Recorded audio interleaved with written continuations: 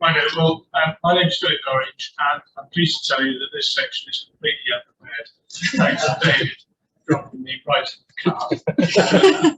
Having said that, we farm in West Hereford, in Lakemere, next door to the #1 site for species that we heard about earlier on, which I'm quite proud of, because all water that goes in there comes from our farm, so that can't be all bad. On a more general note, persuading farmers to engage with the environment has historically been an uphill struggle. There have been various government ways of doing it. It is very complicated, and I'll apologise now for any jargon that might come out, and please ask if it doesn't make any sense. But historically, farmers have been subsidised for farming in a number of ways, mostly aimed at food production, and post-war this has resulted in us trying to farm every square inch we can get at. And so, you know, you've seen no waste areas, you've seen hedges pushed out, you've seen woodland grubbed up, ponds filled in, all the things that we've talked about today, trying to reverse. And over that period of time, you've seen the economics of farming change, and we now arrive at a situation, and it's probably exacerbated terribly by the last week's events in Eastern Europe, where the cost of our inputs is skyrocketing. So the economics of farming marginal ground is becoming very poor, to the point that really we shouldn't be doing it, we're losing money. And this is where sites for ponds, sites for planting trees, sites for generally just trying to restore some habitat come in. In Herefordshire, we're very lucky because it's easy to link these habitats together. So from that point of view, I think there are plenty of options. But just to go back to subsidy, with the demise of the single farm payment, which I'm sure you're all up to speed with following Brexit, the idea is that our annual cheque for basically filling in a form saying we farm the farm is diminishing at a rate of about 20% a year. And the promise made at Brexit was that the opportunity to earn that money through environmental good, ultimately elms, would be made available by the government. So far, despite a 30% uplift in all environmental payments of last month, I haven't seen the ability to get anywhere near that figure going forward. Having said that, as a farmer, I don't like subsidy. It benefits me absolutely to no benefit to me at all. It goes straight through the business, and all it does is enhance the value of land, the rent we pay, the price we pay for chemicals and fertilizer. Has no benefit to me, and in many ways it's negative.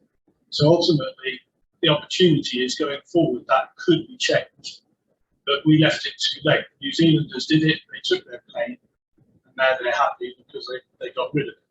We've got to do it slower, otherwise we're all going to be out of business effectively. For us personally, we were involved with an elms trial right at the start, and I'm afraid in its initial state, it's nothing that we can sign up to. With tenant farmers, it didn't even cover the rent. So that from that point of view, it was a complete non-starter. I think going forward, they'll think about it, they'll work it out, they will know that they can't bankrupt half the farming industry because that would just leave land derelict. And what is the point in exporting all our farming problems abroad? That isn't working. I think that basically everything that Ali said, I completely agree with, but I would add one hot topic to it, carbon. I think we're going to have to show that we're trying to reduce our carbon footprint in order to achieve any, you might call it a license to farm with subsidy in general. But I think prior to that, we have to think in terms of measuring our carbon footprint more holistically than we do at the moment. We get no credit for the crops that we grow unless we put them into biodigester, which seems Irish.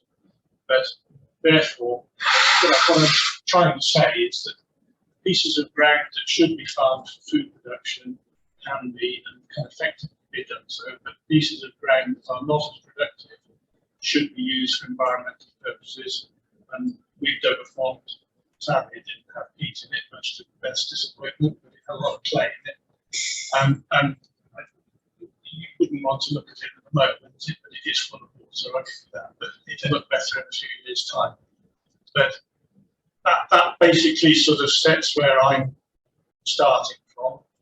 As a Duchy of Cornwall tenant, I have the support of my landlord, to do a lot of things where many other tenants would get no support at all. So I just sort of warn you that I'm on the receptive end of the scale. There are a lot of farmers who it terrifies the life. So that's the starting point, but I think I'd prefer questions rather than me preaching at you. Thank you, Philip. That's really kind of you to do that. It's clear that if you go to Philip's farm, it's a well managed and well farmed and productive area. But there are one or two areas that we found that we thought, well, then the leg wet, and we thought, well, Philip might be in the market for putting a pond in because it wouldn't affect the sort of economics, and I think that's where we got to, and we were able to make that the creation of that pond part of an ongoing environmental scheme.